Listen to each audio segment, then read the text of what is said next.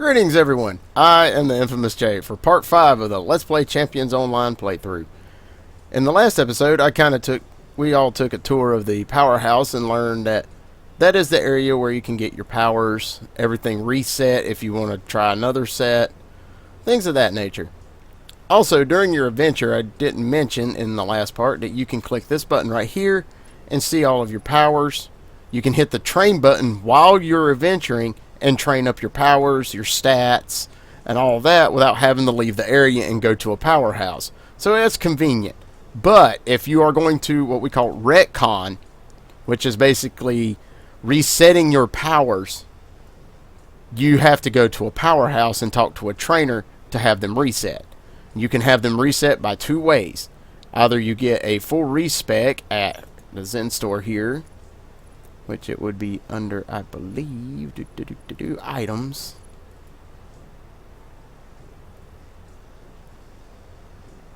I can't be wrong, folks. I am human.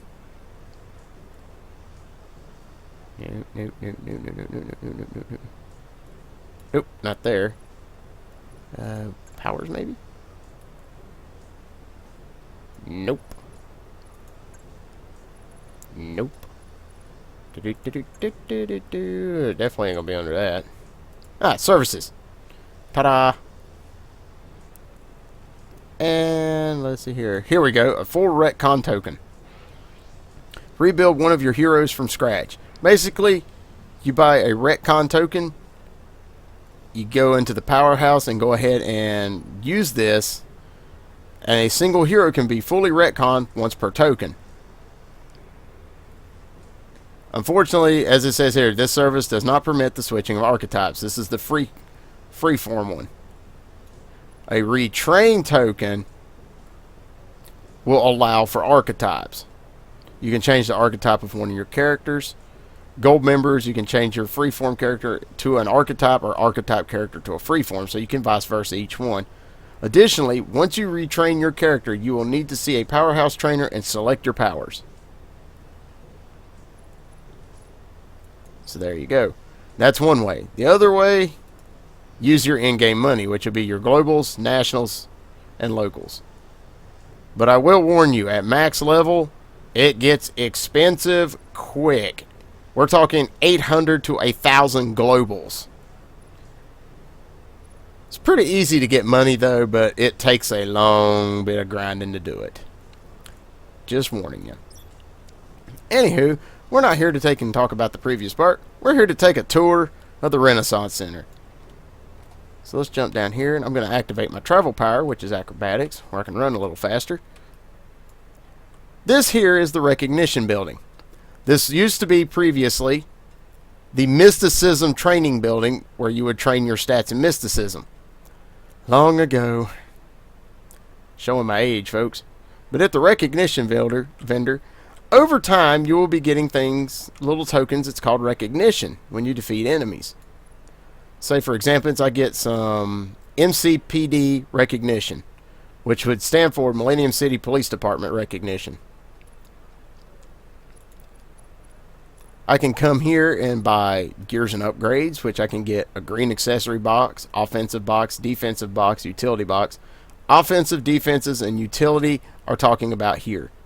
Your first area is your primary offense, your primary defense is the middle, and your primary utility is on the right. Behind that, you have secondaries. The accessory box is just, I can't remember off the top of my head, but if I do remember it, I will let you know. Costumes is just what it says. You see a costume piece that you don't have, and it's in the recognition vendor, always check your costume area, and you can always find it here. You can find all sorts of pieces that's under these vendors. Want a new travel power? Hey, they might have a travel power for sale. You can always check here. See, like they're selling scarab tunneling and ooze tunneling, which I already own from other exploits. But you can get 20 MCPD recognition and buy you scarab tunneling or ooze tunneling as a travel power. Consumables are usually healing items and items that will give you energy or boost your stats. Like here, a low power healing patch will give me 522 extra health. Low powered borrowed life invocation is a harder hitting heal, which will give me 783, but there's a cost to it, as it says after 90 seconds, minus 392 health. Ouch. Low power hot bots. Hot stands for heal over time, and it will over time give me 783 health over 15 seconds. But anyway, as you go along your adventures and gain levels, you can get higher grade recognition. Like here's a Primus guy. We'll go over here. Over here is your until recognition, which would be between 30 and 30 to 39. And then you have the in-game guys themselves, the champions recognition, which their tokens are silver recognition. These are level 40 for the dailies, which I'll be showing off way later. Way later. But until then, these are going to be untouched. Because you'll see why we need that recognition from them. Alright, our next building, which used to be the old Science Trainer building, is now the Mods and Fusion building. Here you will take and learn an art that you prefer. Like, I'm going to do that now. I'll be coming in here and we're going to talk to somebody. But in here, you will talk to somebody around here and learn the ways of the craft. Like over here, you have an arms vendor. You have your science vendor. And you have a mysticism vendor. With my girl going guns, I'm going to talk to this person here, Gwen Chester. If you take this out, Winchester. Pretty crafty, guys. Let's learn an arm skill.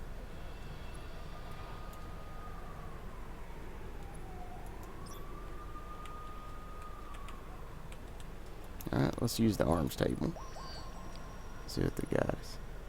Yeah, we ain't got nothing here. Interesting.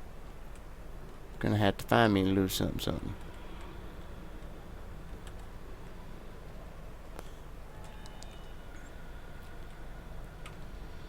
Over time, they will give us a mission here that will tell us how to craft mods and upgrade mods over time.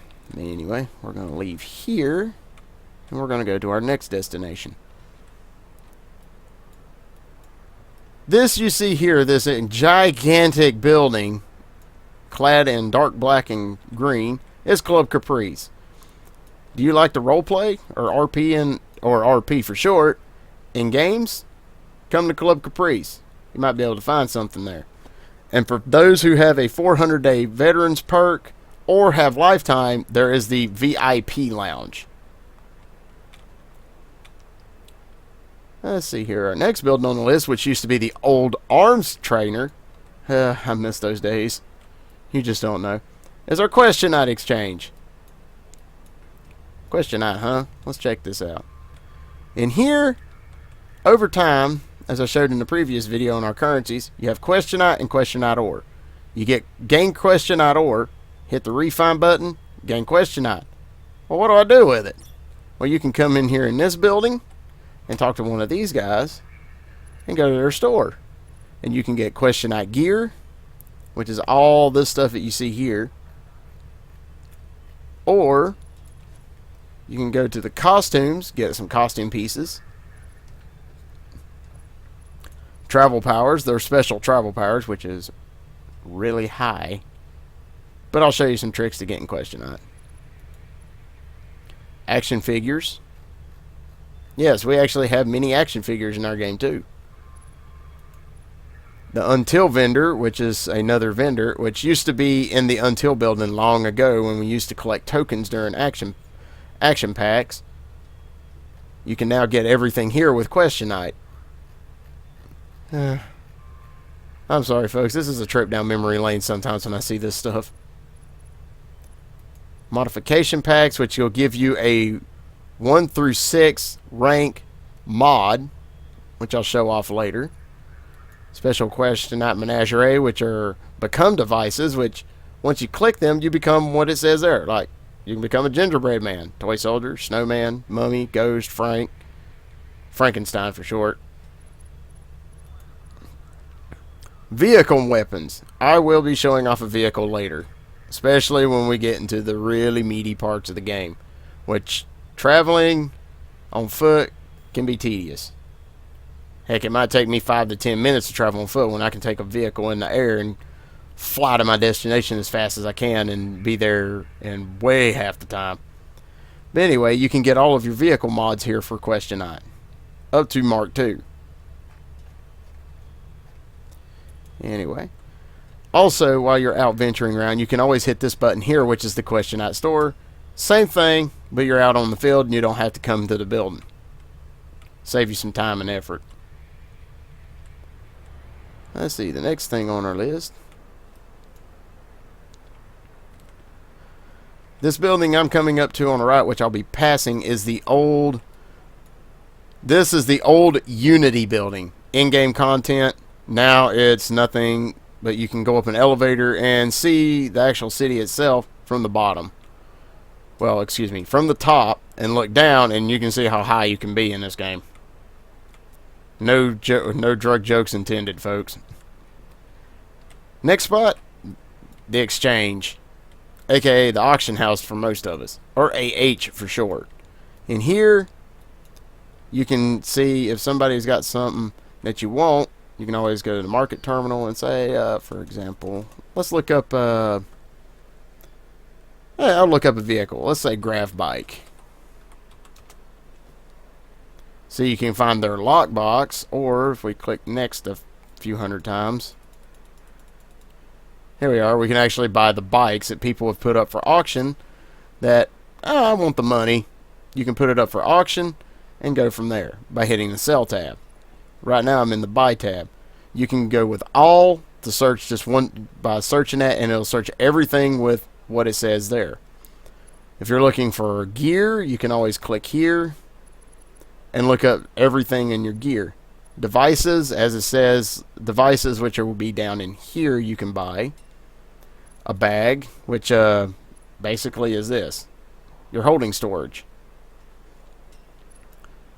Costume unlock parts, mods, catalysts, which I'll be explaining these two later on. Or if you want to sell something, you can always drag an item from your inventory and put it up on the auction house for however much global, national, and local you want.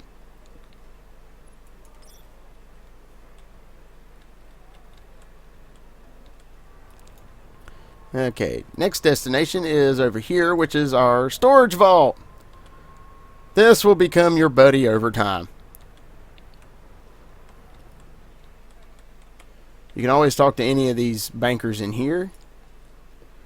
And we can go to the bank, which right now we only have one time. Ha! Speech failure! We have a tab for storing objects in our bank. You can go here to store and buy more slots. More slots you buy over time, though, the higher they're going to get. Like right there, I just bought 40 bank slots. Then the next set's going to be 1 global, 10 global, and 100 global, which will accumulate up to 5 pages worth of gear. So like right now, if I click bank again, now it says I have 1 of 2 instead of 1 of 1. So I have now two banks that I can use.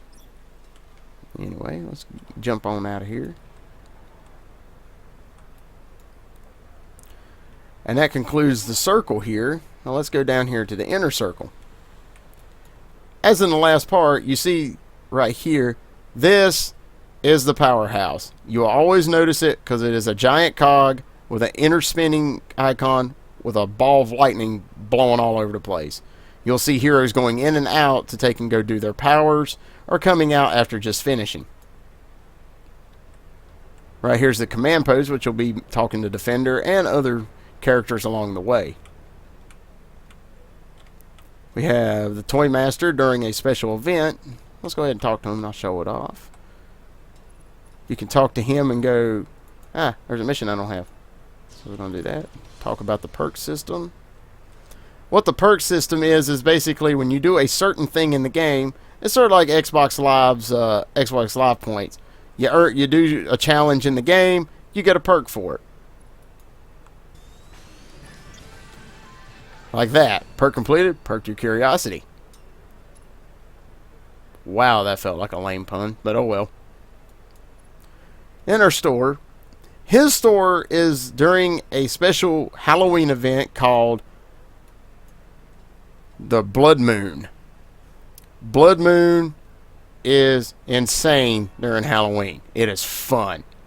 Like zombie killing, come to us on Halloween and have a blast.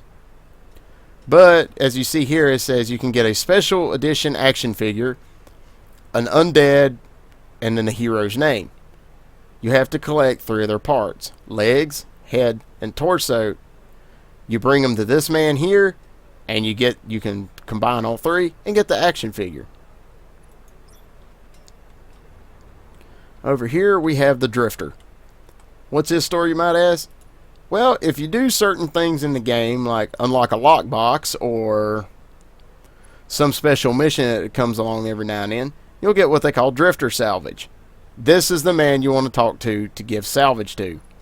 You can get standard items, which would be costume pieces, this prototype question out ore detector, energy surge, healing surge, so on and so forth. Excuse me. Legacy items is just like it says here. Legacy crafted action figure kit. This bag grants an action figure that time forgot. These were designed by the devs for during a major overhaul of the game. We lost several different items and things. Like, for example, our old crafting system, which is now renewed with the mod system, is now gone. But to pay homage and tribute to those who used to craft and everything, you can get a legacy device kit, which is a device that was maybe mission oriented or you could create, and you might get a random chance to get one. Pay 40 Drifter Salvage and you can salvage. I'm sorry, folks. There's sometimes when I haven't eaten anything today, and yeah, I'm having speech failures because my brain decides to spaz. But I digress. Anyway, as I said, legacy device kit. There I go again. 40 Drifter Salvage, and you can buy this kit, and you can get a legacy device, you can get at random. There are several devices. You never know what you'll get, but you will get one. Costume kit, the same difference. For 60 Drifter Salvage, you can buy this kit and get 2 random costume items from back in the day when you were able to craft them. Crafted action figure kit, pretty self-explanatory. You crafted it back in the day. For 20 Drifter Salvage, you can buy it and get 2 random action figures. Vehicles. Yes, he does sell vehicles. Some of them are pretty pricey, but you can take them over time if you collect enough. Like if you want a certain, like say I want the Hover Tank Desert Fox. For 200 Drifter Salvage, I can own it. Or to grab Bike Widow, Diamondback, Black Talon, Graph Bikes, Hover Tanks, or the Hawkwing Razor Assault Ship for 70. You can get a vehicle here.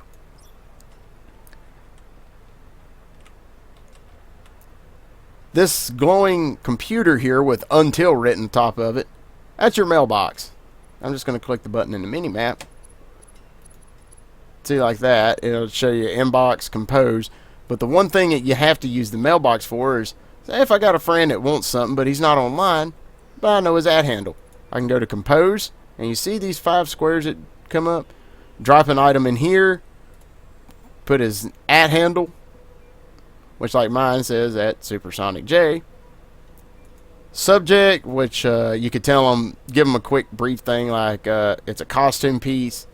You can put anything in here, and you can drop the item there and then hit send, and it will take and send them a mail.